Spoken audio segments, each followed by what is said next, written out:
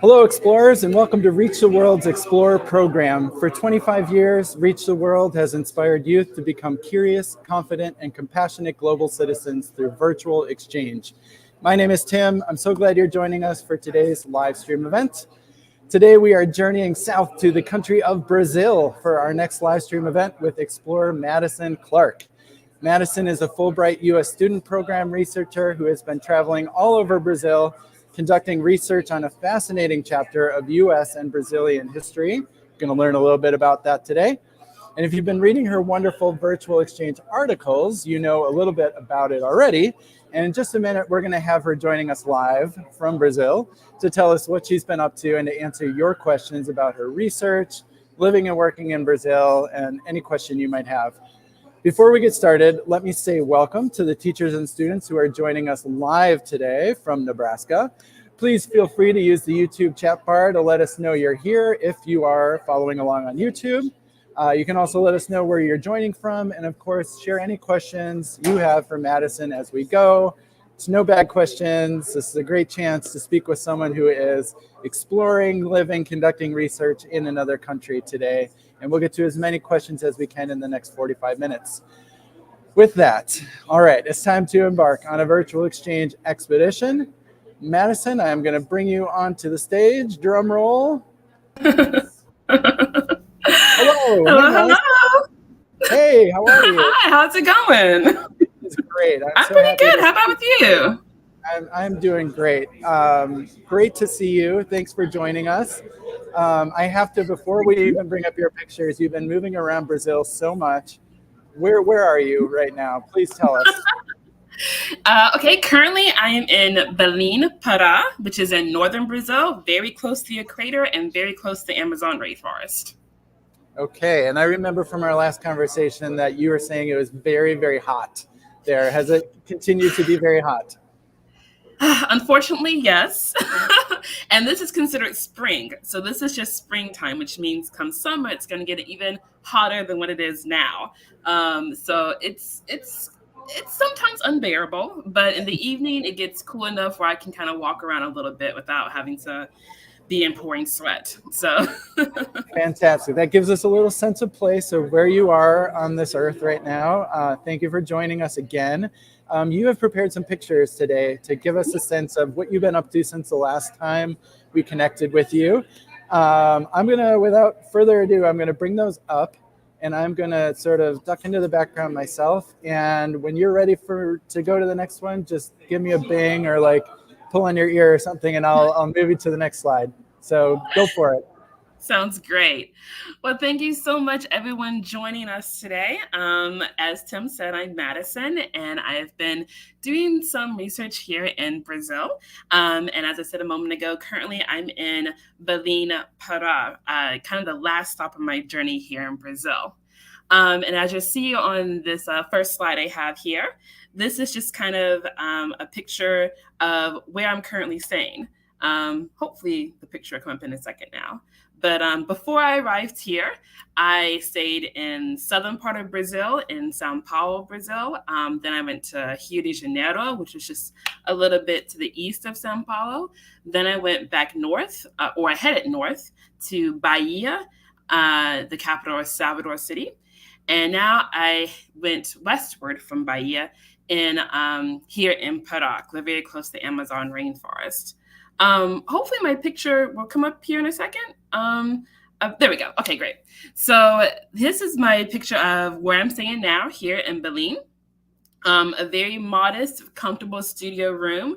Behind me from the camera is the kitchen area. It's just a stovetop, no oven, no microwave, just a gas stove where I have to use a match to light up my meals every day. But what's really great about this space that I'm living in now is that this is the first time all year out of every place I've been to in Brazil, the very first place I have air conditioning. It's very uncommon for people to have air conditioning here. So it's kind of a luxury now that I get to be in this nice, cool space, especially when every day it gets over 100 degrees Fahrenheit with the humidity. So I'm very, very lucky and fortunate to have air conditioning here. Something else that people, that's not very common here are dryers. You have like a washer and dry machine. People really don't have dryers here. So they just kind of have the clothes out on a line to dry. So I have that here as well. I'll actually be doing laundry later today. So I have to, I've gotten used to having to put my clothes out on the line instead of using a drying machine. On the next slide, the next picture I have, you'll see something else I've had to get used to and adjust to is ordering water, these huge water jugs, kind of like those jugs of water you see in office buildings and whatnot. When I first got here, I didn't understand that I could not cook with the water that comes out of the sink. That's something that I did back home. I never thought anything of it. But when I first got here, I would be cooking rice or feijoada or in these other dishes and then just use water from the sink and I would get sick like every time. And then it dawned on me, oh, wait, I can't do that like I did back home. And so I started ordering water jugs as many other people do here. So usually whatever neighborhood you live in, there'll be like maybe a 14, 15-year-old kid, usually a young man who goes around and just sells these water. Each of these in the area that I'm in right now costs about 8 hayas, which is the equivalent to like $1.50 back in the U.S. So very affordable, but also very important to keep, not just for drinking, but also cooking so I don't get sick. So that's something I had to adjust here. But on the next slide, you'll see where I've gotten to explore much of the area here in Pará. Yes, I'm here for research, but also, to take in the beauty in the site. Belém, the city that I'm in, Belém has been described as kind of the port or open area to the Amazon, right? Because it's so close to it. And there are many places around here that are considered conservation sites where they keep many of the places that haven't been affected by deforestation or industrialization that have still kept to its natural environment since eons ago with the Amazon rainforest. And so here's a place I got to explore in this city where they have a lot of that rich biodiversity, a lot of the natural landscapes that have been preserved for visitors to see who may not be able to go deep into the Amazon rainforest, but you can get that portion of it here in the city. So many beautiful rivers and lakes, and as you can see, lots and lots of greenery. Even on the next picture, you'll see where so much of that greenery is still intact. The place where I'm in Belém, it's the capital city of the state, so it has a pretty huge population. But in the area that I'm in a very rural space, very countryside. So I see a lot more, I guess, rural things you would see that you wouldn't see in the city when it comes to different types of animals, like maybe certain types of monkeys, certain types of birds that aren't really present in the city as much. And then, of course, I'm surrounded by much more forestry and trees, kind of like what you see in this picture. Because it is a port city, we're right by this huge body of water, the Baía do Jahala, which is a river in a bay area that kind of goes into the Amazon River, kind of branches off. Amazon branches off into these different bays and rivers. And this is like one of those body of waters that is branched off from the Amazon River. And then, of course, if you squint your eyes, you can kind of see in the distance that kind of row of dark green. That is actually an island that is part of the rainforest. Is under conservation as well and observation. So a lot of research and science is conducted there as far as understanding what we can do better to preserve this very, very rich history and wildlife there. On the next picture, you'll see a skeleton of a huge alligator that was, I believe, from one of the Jurassic periods, maybe, more of like a dinosaur era. I'm not really into paleontology, so I'm not very familiar with all those names and terms. But I went to this museum that had a lot of these artifacts from these very, very ancient fossils and remains from these creatures of the Amazon area, and how just huge so many of them were in these very secluded locations. So when I saw this, I was just like, this is really terrifying. But it's also just a reminder of how much we don't know about the Amazon even into today, and yet how rapidly deforestation is destroying this very rich habitat. So a good reminder how much we need to do and put in those efforts to make sure this very, very important region and the people that still live in that region are safe and protected for the future. Some other great historic sites on the next slide. You'll see this fort with some of the older cannons that have been there since the 17th century. So we're talking about 1600s, right? And that's when we first see Portuguese settlers come into the area to start to colonize. This area was the first city in the region to be colonized by Portuguese explorers, which unfortunately meant it was the first area in the region to be introduced to a lot of the violence that came with Portuguese settlers and colonialism, not just physical violence, but when it came to different diseases and whatnot that unfortunately decimated a lot of the populations here. So yes, this city is great for its proximity to the Amazon, but we also remember the settler colonialism that happened that unfortunately brought a lot of violence into the area that would not have been welcome usually. But this fort that I was visiting in this city, as you can see, it's right by that bay as well. And behind it was actually a palace that I got to go into and see some of the old stairways and paintings and portraits that were inside that unfortunately were starting to decay in certain areas. So some places were kind of closed off. But again, this great big palace, these Jesuit churches that were starting to grow in the area or being built in the area to show that European presence was also starting to take over the region. The next slides show some of the food that I've been enjoying here. This is a picture of pastels, which are a type of salgado. Salgados are like snacky foods that are usually kind of salty or fried. So pastels are a type of salgado, and it can have different meats inside. The one I had in this picture is duck. So these are duck pastels, and it had like a little greenery mixed in with it. And the little sauce that's next to it is actually mayonnaise. Mayonnaise is very popular here as a dipping sauce, which I did not expect to see. They serve you mayonnaise with everything. But duck pastels, very, very delicious. You can get chicken pastels, you can get carne, you can get all sorts of different pastels. And the juice I have is fresh pineapple juice. Whenever you order juice here, it's always going to be fresh. So you have to wait a few minutes because they got to cut and squeeze it and bring it out to you, which I didn't know at first. I was like, where in the world is my orange juice? Where in the world is my grape juice? It's because they're taking time to press it and make it fresh for you. So this is one of those delightful treats I had one day after exploring the city. The next slide, you'll see some more, I guess, familiar dishes. This, of course, is steak and risotto. Not a traditional meal that's maybe indigenous to Brazil, but, it does have its certain flares of the different seasonings that are used. And I hadn't had risotto in so long. And I think this one even had a little corn in it, too. Corn is very, very popular here in Brazil. So this was an example of something a little more Western, something that, American tourists may be more comfortable ordering because it's steak and delicious. But funny story with this, I hadn't practiced or learned how to order like a certain temperature. So, you could get your steak rare, you get it medium, or you get it well done. And I like my steak medium. And I was like, I don't think that's going to translate the same way I'm going to use medium in a different setting.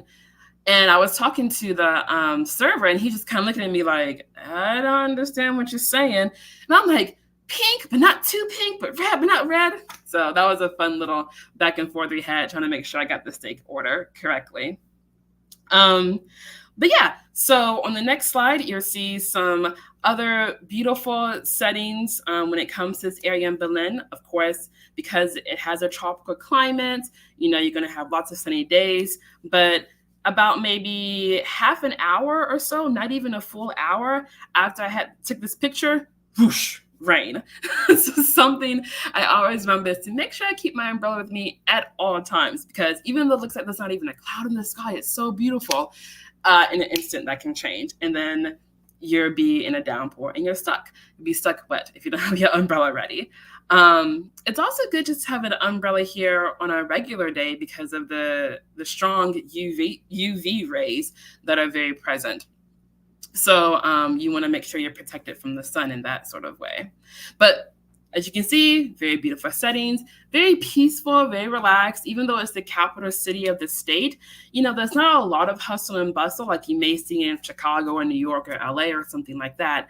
It's actually a very peaceful kind of, soft-paced kind of life, which has been very, very helpful for my research. As you see on the next slide, I've been spending times in archives like this one. This is the State Archive of Para here in Berlin.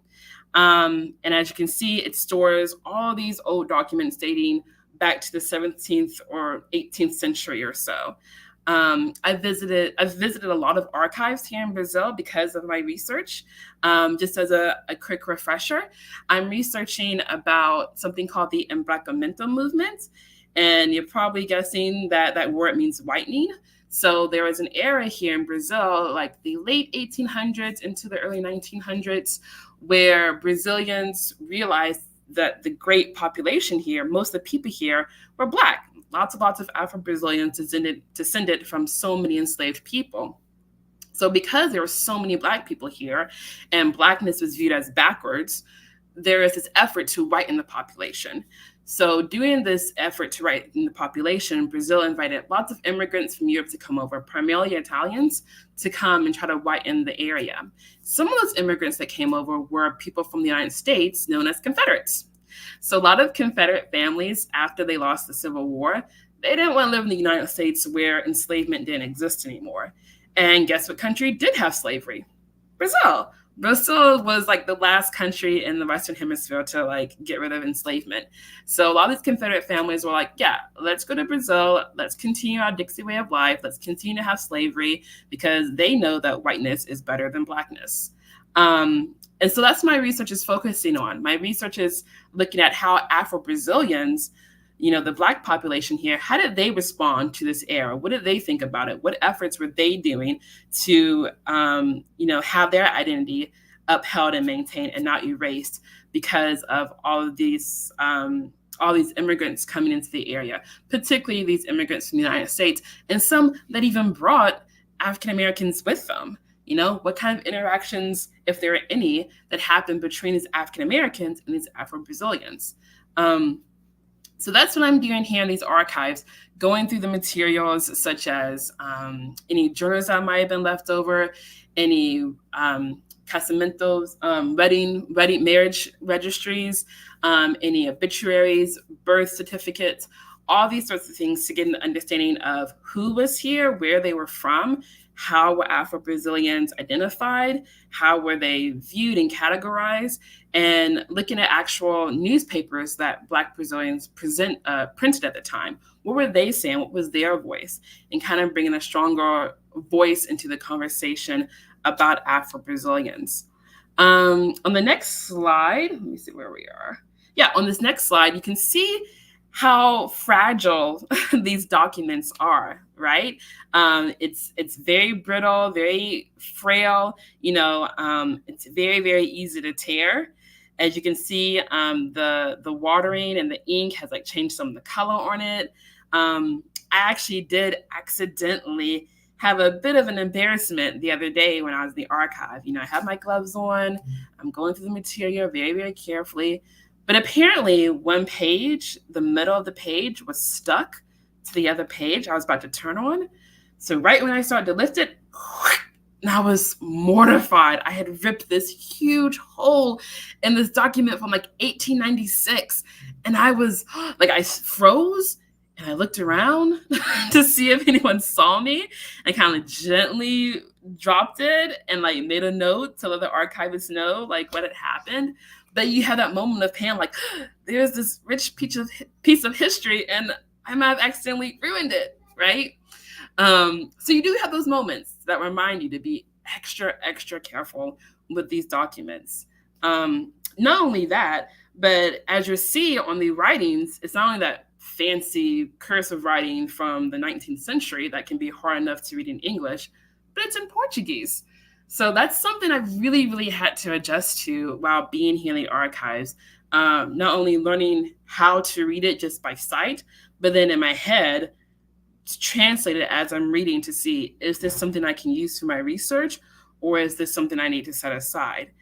At first, it was very difficult, but the more I practiced, the more I read, the more I asked for help if I needed it sometimes.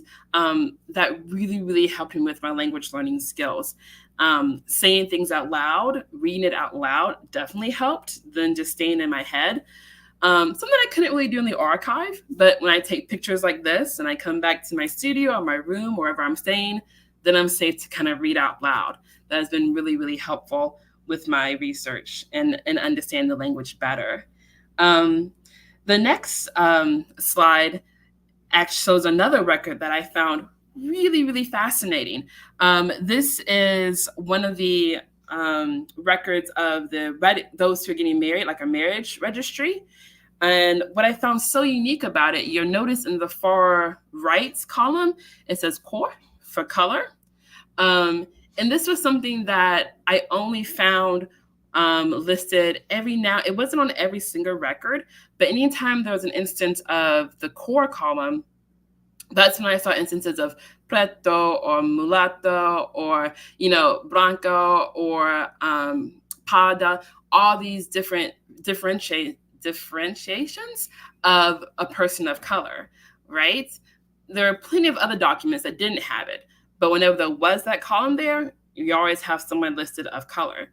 That doesn't mean to say that the other documents and records, the people listed on them were all white, but it does kind of put that question in your head. Why is it that these are the ones that have that column labeled and the others don't? Why do they have a completely different format than the other types of formats in previous records in different parishioners and whatnot? On the next slide was something really exciting I found the other day. I have to go through these catalogs of different immigrants. And here in the North, there weren't as many Confederate families that came here because of the weather, because of the diseases that came or that are present here.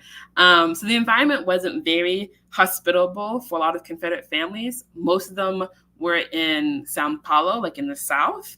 But this was really exciting because I don't know if you can tell, but on this picture, it says Americana de Norte. So it's like, we have someone from North America. And so I was able to look that person up, learn a little bit about his family. He's the Riker family from Georgia. And like just kind of see where their travels, how their travels ended up here in northern Brazil as opposed to southern Brazil and what they did here during their time. So that was really exciting for me, and it's like a little gem of a nugget that makes all the hours of searching. You go hours and hours going through these pages, trying to be careful, reading all these things, and you're just like, oh my gosh, I can't find anything. But then you find this one little nugget, and you're like, this is what I've been waiting for. And I did like a little dance in the archive. It was so happy. So yeah, that's pretty much my experience has been so far here. In northern Brazil, here in Pará. And hopefully this gives you a little bit of glimpse of what researching in Brazil is like. I'm happy to answer any questions that you may have. There are no limits. Anything's on the table for whatever you may have in mind. And thank you so much for your attention. Thank you, Madison. That was wonderful. What a great overview of both where you are and what your everyday life is like, but also why you're there, which I was really excited for you to pivot to, because not only are you an explorer and a historian and a scholar, you are also somebody who is using on a daily basis a language other than your native language to translate this fascinating bit of history across cultures. Before we bring our friends at Gothenburg High School in Nebraska on screen for their questions, I wanted to get us started with one question about language specifically. Did you grow up speaking Portuguese? At what point did you start thinking, like, if I'm going to go to Brazil and I'm going to pursue this line of exploration, I need to know some Portuguese? And what doors has learning it unlocked for you? Yeah, so I've always had an interest in Brazil, just kind of generally, but I never had a huge desire for the language. I think because it was such a far off dream of mine, I didn't think it was actually going to happen. But the longer I stayed in school, the more I did my research. When I started doing my PhD program in Indiana, and that was in 2019, that's when I decided, like, you know what? I have like a good idea. Like, I think this research is actually very valid. So I started doing my research before I learned the language. So it was about maybe, I guess, early to mid 2020, right around the pandemic started. I was like, yeah, I need to get serious about learning Portuguese because it's not like English is going to be catered to me if I ever get a chance to go there. So my first step was installing Duolingo on my phone. So using Duolingo, and then looking at classes that offer Portuguese at my university, and then also looking into other language learning opportunities. What kind of like immersion settings can I go to? I talked to some of my language professors at the university. I started talking to financial aid officers at my university. I started speaking to diversity groups and also just making new friends from Brazil that I was fortunate enough to have at Indiana University. And so after talking to all these several different people and practicing a little Portuguese I knew with them, going to Portuguese little language hours on campus where people just come and sit, have little snacks, and just chat in Portuguese. I started learning of different schools, different classes, different spaces I could go to where I can be immersed in the language. So I guess it was within my first year, starting my PhD, I started learning kind of like here and there Portuguese. I became more serious about it, I guess, in 2021, when I started to go more full in, started changing all of my radio and my TV shows on Disney Plus to Portuguese, really trying to immerse myself as intensely as I can. But when I finally got here to Brazil back in February of this year, like I was grateful I knew the basics, but actually being in the land where they speak it every day is something I thought I was prepared for, but excited to learn even more of how the language works on a casual day-to-day function.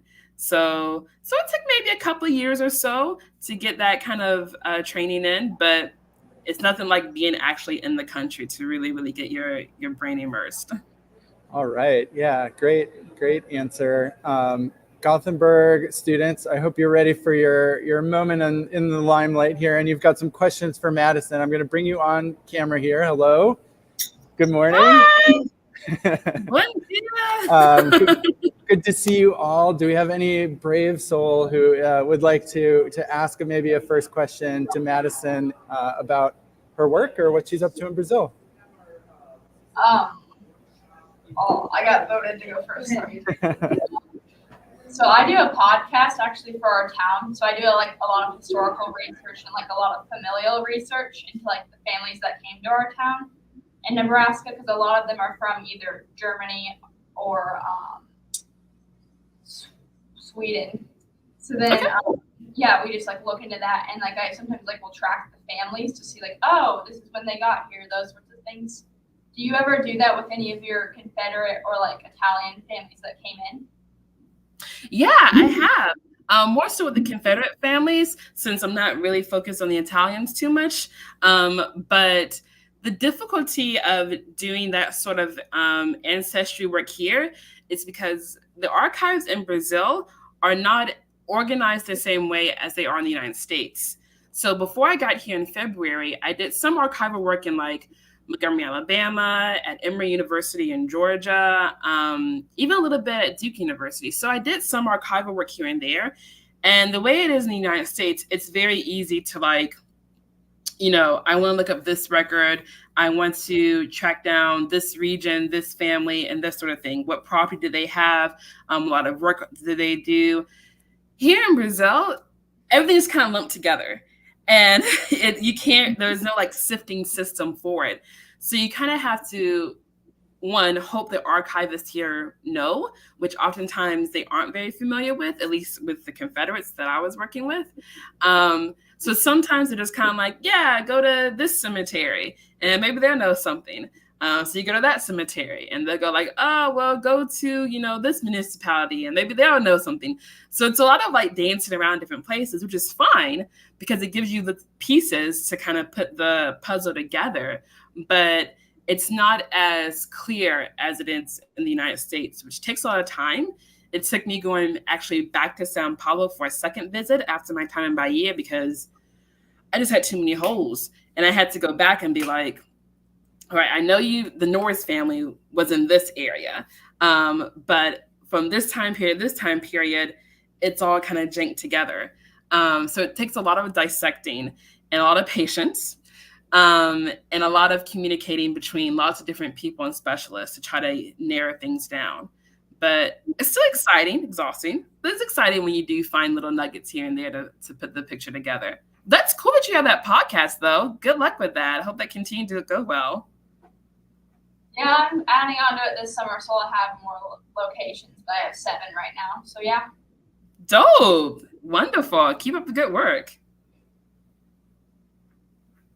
Yeah. Sorry. Yep. So like I know you're there like researching, but like what does like a day-to-day life look like for you? Like are you mostly just researching there or like do you do a lot of sightseeing? Yeah, it's good. So I had to actually train myself when I first got here to not be so like, you can only research and that's it. You're on a mission, and because I got burned out really quickly. Like I got here in February, which is during Carnival. So I was like, okay, I can do Carnival, but that's it. And so like beginning March, I was like, archive every day, translating every day. And like a month after that, I was so burned out. And my friends were like, yo, just breathe, relax, have some fun, meet people. And that's what I started doing. I would, balance my schedule out. Like, okay, maybe I'll do 3 or 4 hours of work a day, no work on the weekend, and just kind of explore the town. So my day-to-day has differed for each region that I've been in. In Sao Paulo, it's a huge, huge city. So there's so much to do. You can never be bored. There's so many different museums, so many different libraries, so many different fun sites, so many art exhibits. And you're always meeting people. Every day you meet a new friend, wherever you go, because people just want to talk. And so when I was in Sao Paulo, after or before I did my research, I would find like some other exhibit I want to go check out, or I'll meet up with a friend and we'll go catch this movie.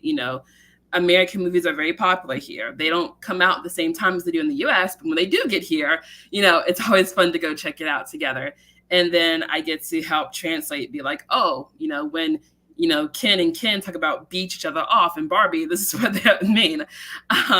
So it's fun to like help volunteer sometimes too.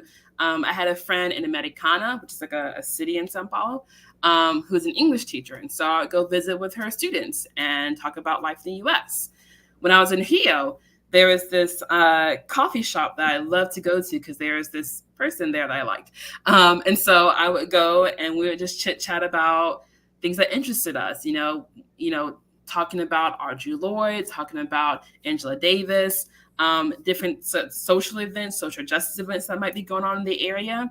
When I was in Bahia, lots of parties, lots of parties that were going on that made it kind of hard for me to focus sometimes because I'm like, hey, there's a festa on Saturday. Like, yeah, I can do that. Or like, but Bahia is also where there's so much music and so much history. It's also where Michael Jackson filmed his video, They Don't Care About Us. So that, made me so excited. And here in Pará, because I'm in such a rural space, I don't have as many activities or attractions to go to. So here it's been more so just about talking to people I've made friends with. I'm in a very rural area, but there's this woman, she has like a little market stand. And I go to her maybe every other day, chit chat, tell me how to make this. What is this juice for a good recipe? There's a church that's not too far away from here. And they have baked goods they sell to kind of raise money for the church. So I'll go buy. I volunteered to help bake, but they're like, no, don't do that. So I'll just like buy pastels and salgados to help build money for the church. So yeah, different regions brought different things, but yeah, it was important to have that kind of day-to-day and work balance in place. Fabulous question. Should we go to the young man raising his hand in the back? I see you. Thank you for your patience. So, like, what's the most interesting thing you found in the documents? Like, what's the one that stuck out to you? Okay. So I was really excited when I found this letter. I forgot the year. It was early 1900s, maybe 1904 or something like that. And there was a letter that someone wrote. And there was this big myth and this idea that like, oh, Brazil, we're not racist here. We don't believe in racism. That kind of stuff hasn't ever happened. And, and it's very, very obvious that racism is a very big thing here and has been here for centuries. And so when I would talk to a lot of the specialists about the Confederates and everything, they're just like, oh, we don't know what you're talking about. Oh, they didn't bring slaves here. They didn't bring Black people, whatever. So I was going through archives one day and I found this letter and I had to keep rereading it because it listed not only like some of the prominent Confederate families, but also those who brought enslaved people with them.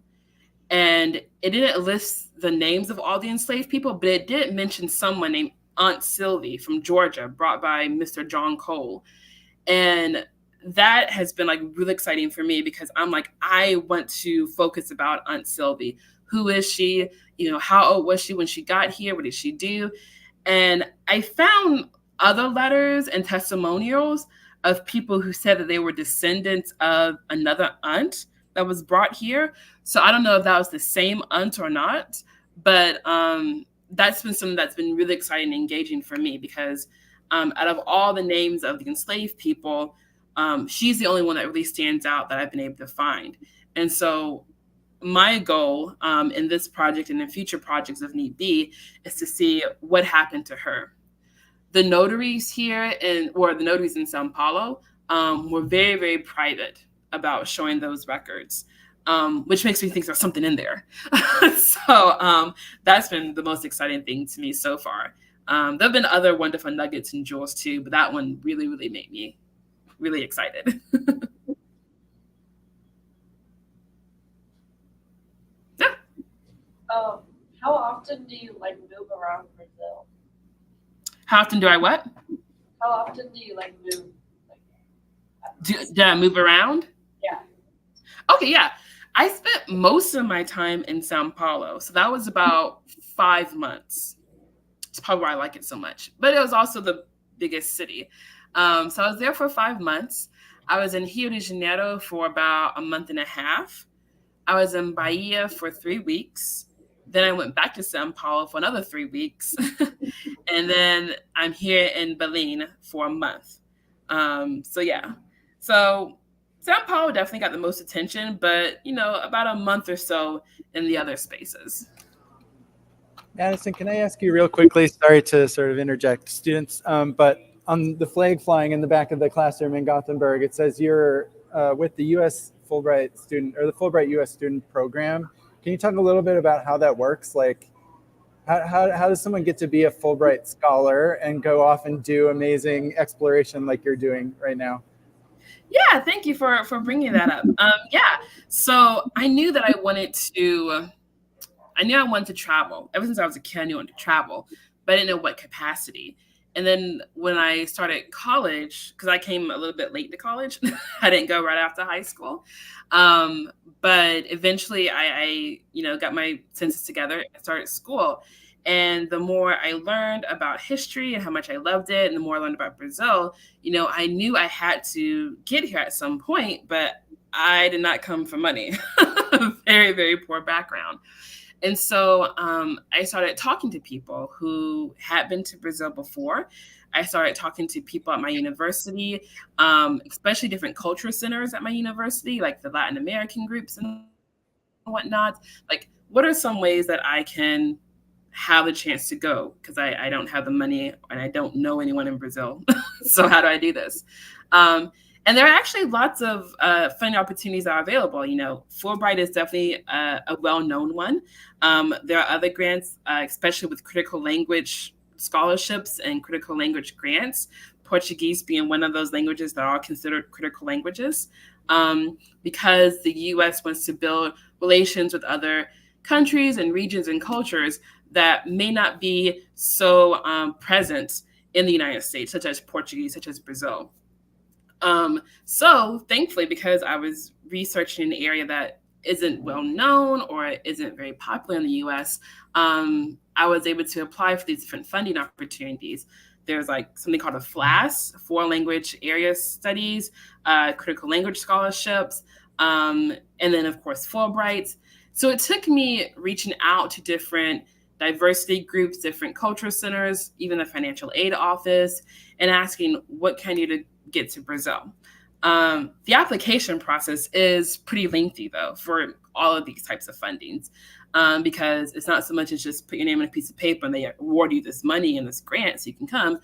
You have to be rigorous in your studies. You have to know what it is you want to do when you get here. So the application process, the first time I applied, I actually didn't get it. I made it to the semifinal round, but I didn't get it the first time. It was a little disheartening, but I was determined to get here. So I applied again. And thankfully, on that second time, I was awarded the Fulbright.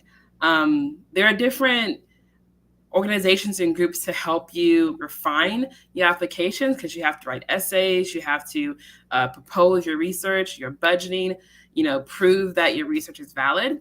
So that takes a lot of study and a lot of research to do on your own. But when you work with other people to help look at your writing, to kind of review it, to be like, okay, you should say this, you should write that, it really helps refine and tune what you want to say in these applications. So yeah, I had no idea what a Fulbright was when I first started my PhD program. But when I started talking to people and being like, I want to get to Brazil, talking to my professors, they referencing other people I should talk to, different groups to speak with. And then I started hearing Fulbright, I go online and bam, emailing different people at the Fulbright commissions and committees, being like, tips, help me out. What do I need to do to make this happen, right? So having that kind of determination, having that kind of initiative to speak out and venture out and just ask around were key in making sure that happened. Right, amazing. Yes, I'm keeping an eye on the time. I know our friends in Gothenburg have to go, I presume, to lunch soon, and I don't want to keep you from that. Any other questions, students? Anybody have anything, sort of a closing question they want to ask Madison while we have her? Where and when will your research be published? So my goal is to have it finished by April. Like, I'm hoping to defend my dissertation in April. So that's the goal. April 2024 is to be done. And then depending if I get a postdoc position after I finish, or if I go into tenure track teaching at another university, that will determine when it's published. So if I get a tenure track position, maybe published this time next year, postdoc, and maybe a couple years from now. So we'll see. Excellent. Well, I know I want to read it when it comes out, and I'm sure other people here do too, having learned a little bit about the process it takes and your passion for this kind of work. Any other questions from our students? Last call. No, you're good? See shaking heads. Is there anything, Madison, that you miss about being in the United States, or are you completely immersing yourself in this journey? Sorry. I miss a lot of comfort foods. I miss pizza. They have pizza here, but it's not the same. So I miss pizza. I miss Pop-Tarts. I miss Reese's. Oh my gosh. And I miss hot showers. Yeah. Yeah. Those are good ones. All right, Gothenburg, I know that was probably your bell. Thank you so much for joining us today. Thank you all. I really enjoyed it. Wonderful questions. Thank you. Good luck to you all. And to you. Yeah, thank you. Thank you so much. I'm gonna move them backstage, Madison, so we can say goodbye real quick. Thank you so much again for joining us from Brazil today. It's always a pleasure to speak to you. I know last time you told us a joke to go out. I'm not going to put any pressure on you, but if you have one, I'll leave room for it. But before we actually say goodbye, I want to thank everyone for joining us today. Thanks, of course, to our entire YouTube live stream audience for joining as well. You can follow all of Madison's expedition to Brazil through her virtual exchange. I'm going to put this cool little thing on the bottom of the screen that shows you the link to how to find it. If you're watching us online, make sure you check out some of her articles and pictures and all of the great content that Madison's producing about her work and her journey through Brazil. And Madison, it's just always a pleasure. Thank you very much. Thank you. I enjoyed it always as well. All right. We'll see you next time. Bye.